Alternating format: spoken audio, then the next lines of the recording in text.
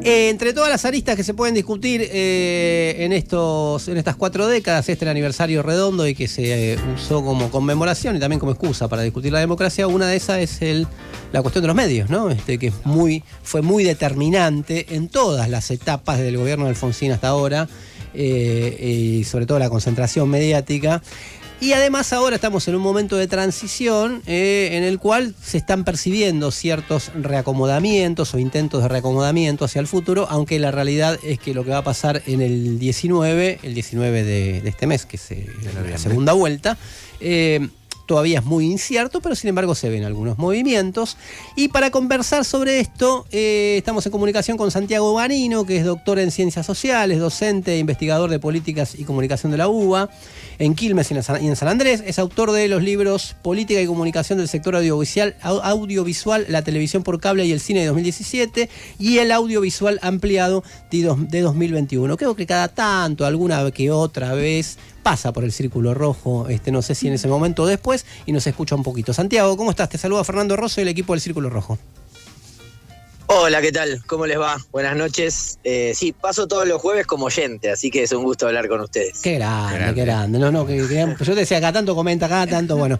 Hablamos con Agustín Espada, que trabaja junto con él, alguna vez también hablamos con Martín Becerra y teníamos pendiente hablar todavía con Santiago.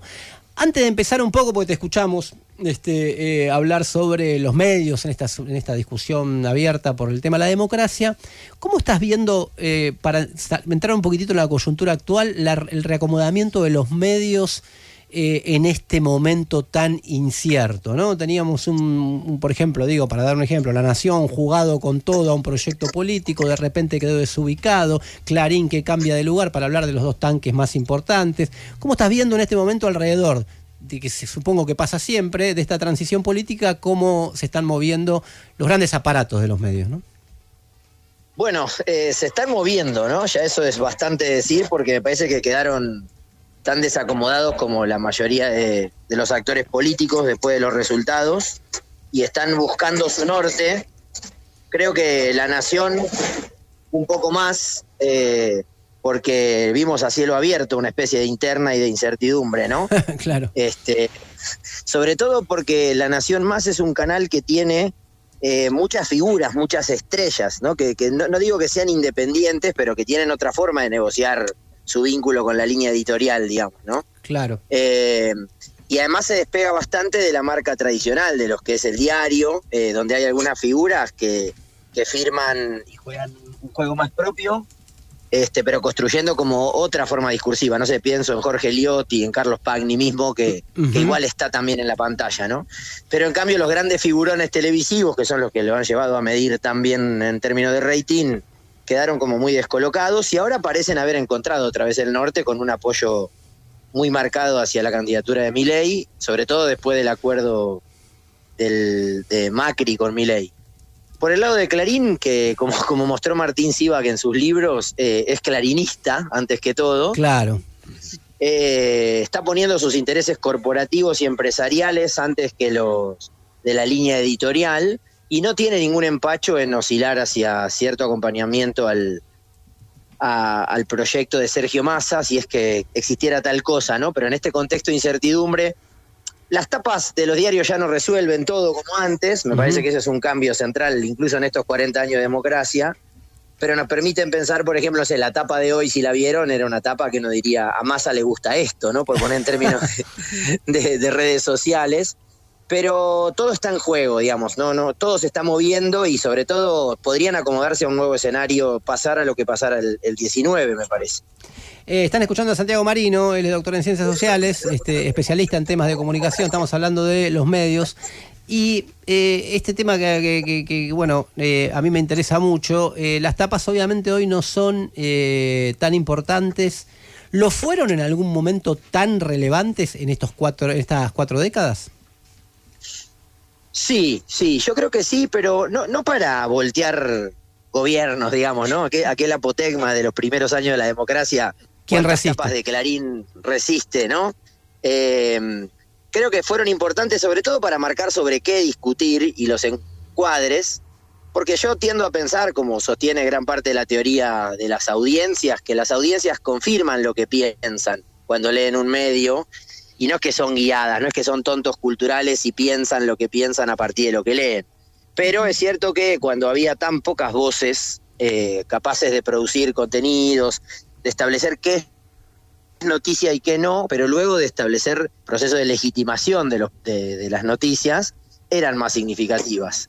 Lo que pasa que para mí hay un parteaguas en este momento histórico, en estos 40 años, que está casi a la mitad del periodo. Ajá. Por un lado es la etapa del 27 de junio de 2002, de Clarín.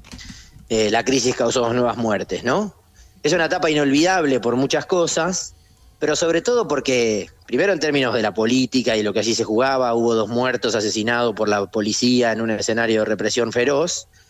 Una manifestación muy significativa discutiendo eso, que derivó en una decisión política central, adelantar las elecciones. Y sin embargo, Clarín antepuso en ese momento sus intereses económicos a la configuración de lo más relevante que tenía hasta entonces, que era la marca. O sea, Clarín no estaba tan pegado o despegado a un gobierno como lo estaba La Nación, que históricamente plantea desde la bajada de su fundación, es una mirada liberal en lo económico y conservadora en lo político, y todo el mundo lo tiene más o menos claro.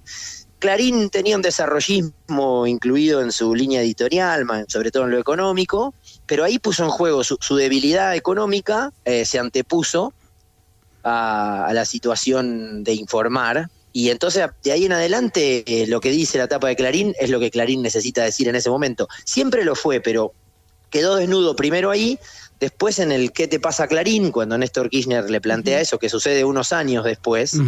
Pero a mí me parece que a partir de ahí fueron perdiendo densidad, combinado con que lo que fue perdiendo relevancia fue la circulación de la prensa gráfica, ¿no? Como ordenador de las discusiones públicas y políticas, con la expansión de Internet y los cambios en los consumos de las audiencias. Y vos coincidís con, bueno, esa parte de la biblioteca, ¿no?, dentro de las teorías de la comunicación, que hablan ahora de una compartimentalización de las audiencias mayor que la que había quizás en otro momento, en el que, bueno, están como públicos divididos y que prácticamente no se cruzan. No me imagino, aunque ahora empezaron algunos cruces medios raros, alguien que sigue La Nación o no sé, La Mañana de Mitre pasándose 5N, que fue lo que pasó en este momento, ¿no?, que Jorge Rial habló con Jorge Lanata, pero ¿compartís que eso sucede o ves todo más anárquico, si se quiere, o más cruzado? Yo creo que ahí habría que dividir como 2 cuestiones, me parece. Por un lado es lo que la sociedad discute cuando tiene capacidad de poner a circular sus medios. Es como más anárquico, esto que vos decías, ¿no? Y en esa anarquía lo que sucede es que dialogamos entre convencidos. Eso que demuestran Aruguete y Calvo, ¿viste? De las burbujas de la red que poco se cruzan. Pero eso sucede cuando tuiteamos o cuando damos me gusta a posteos en redes sociales. Las audiencias de los medios más tradicionales parecen ser eso, más tradicionales. Y entonces, insisto en esa idea que para mí confirman lo que piensan, pero lo que pasa es que cada vez sabemos menos de los medios, de las audiencias, porque es muy caro estudiar qué les pasa a las audiencias, la verdad que son estudios muy costosos. Como las encuestas políticas, ¿no? Como las encuestas políticas, las buenas tenés que hacerla presencial, tenés que hacer un montón de casos y tenés que recorrer el país y sale una fortuna. Claro, y durante un tiempo prolongado además, ¿viste? No hay mucha gente que lo haga así, durante un tiempo prolongado para notar esos cambios. Hay cambios etarios muy marcados, todavía, o sea, hay cómo clasificar qué hacen las audiencias con los medios de acuerdo a sus edades. La televisión abierta parece ser un medio que ha quedado para los adultos mayores, los jóvenes se informan vía redes sociales y de modo incidental, esto de con el dedo en la pantalla, ¿viste? Leo el tuit y el título de la nota. Eso es más ordenador en términos etarios que en términos ideológicos, ¿no?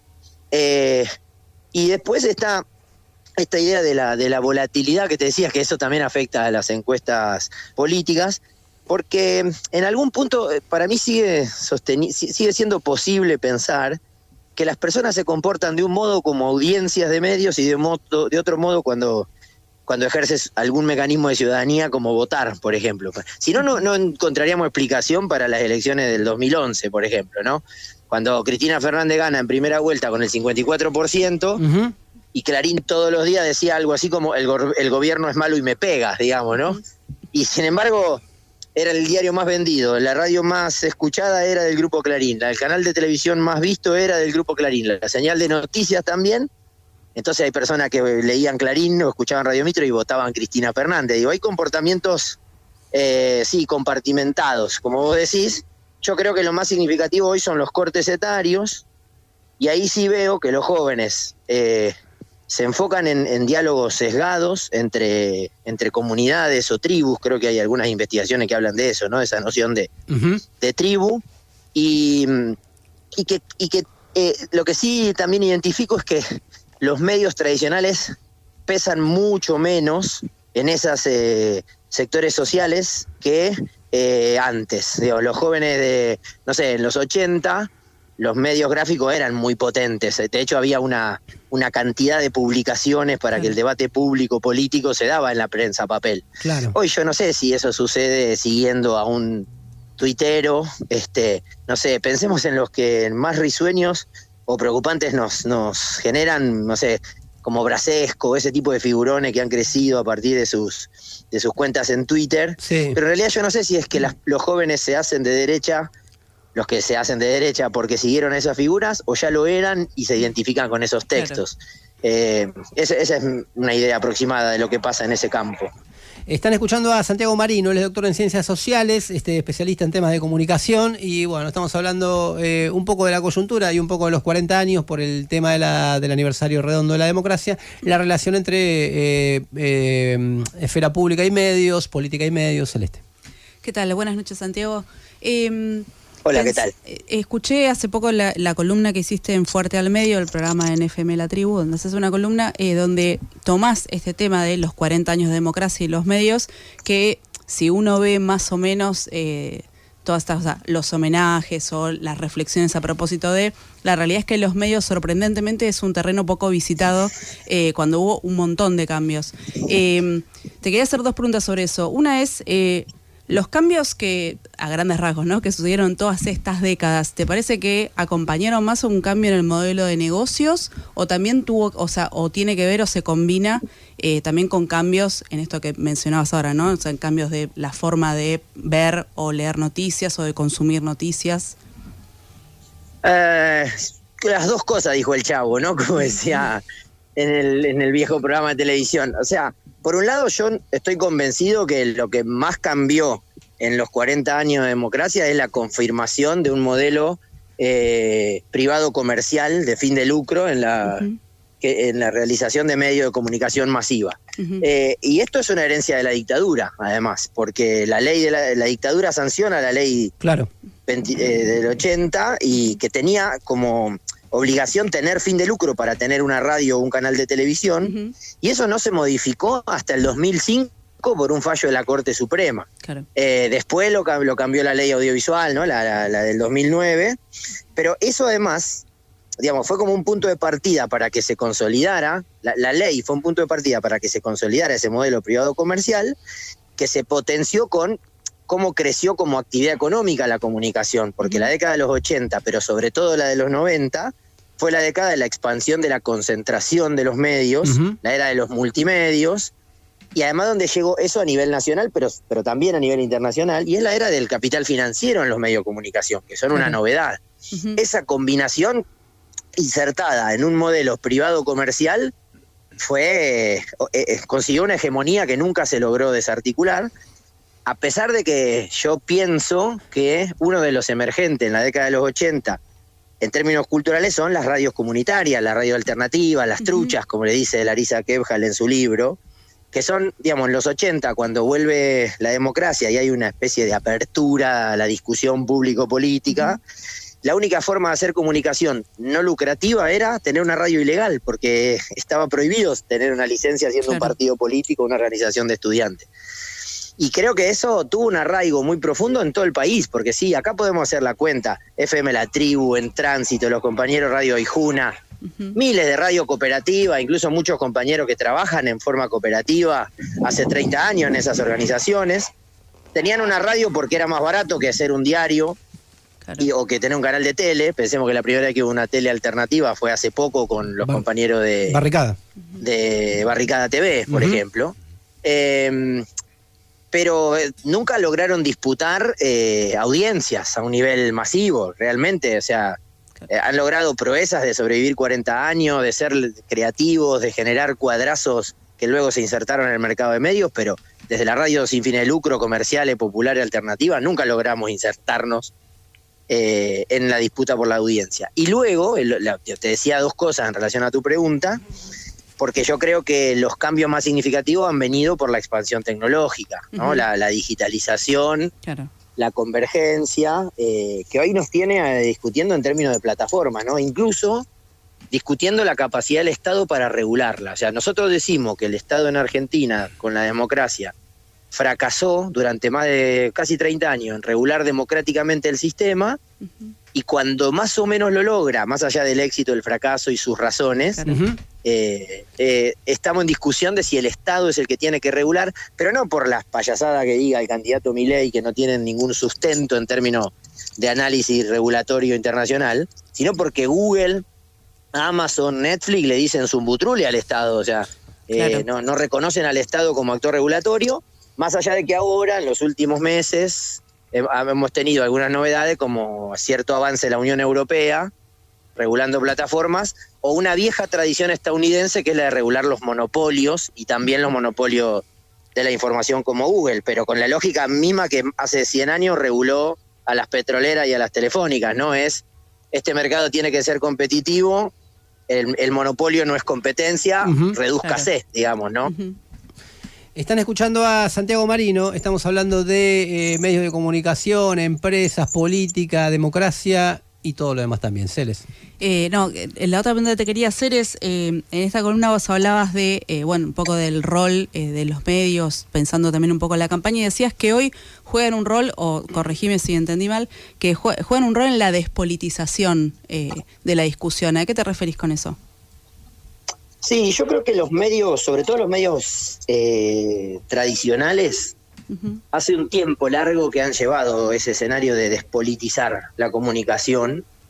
De hecho, mira, yo no es por ser autorreferencial, me da vergüenza, pero me acabo de acordar que en el 2009 con María Graciela Rodrigo publicamos una columna en Página 12 que tenía ese título, Politizar la comunicación, porque lo que veíamos que era el debate era de la despolitización. Eso se podría traducir sencillamente en cuando Bonelli en TN le dice, en medio del debate por la ley audiovisual, que las personas votan cada día cuando eligen qué diario compran o qué señal ver. Uh-huh. Eso es como reducir la democracia a la política al voto, claro, y reducir la participación en la discusión público-política, claro, a qué contenido mirás, a qué radio escuchás, o incluso si querés, pensando en cierta ilusión participatoria, a qué le das me gusta, digamos, ¿no? Uh-huh. O qué retuiteás o qué me gusteás. El asunto es que para mí hay algo más grave de ese proceso de despolitización, que es que los medios, sobre todo los que construyen discursos que circulan masivamente, todavía la tele es el medio más visto, todavía la prensa ordena ciertas discusiones, tienen una forma de construir representaciones que es binaria. Es bueno o malo, es blanco o negro, es lindo o feo. Si querés, es sin matices, ¿no? De derecha y de izquierda, metiendo ahí todo un montón de elementos, claro, que no son así simplemente, ¿no? Uh-huh.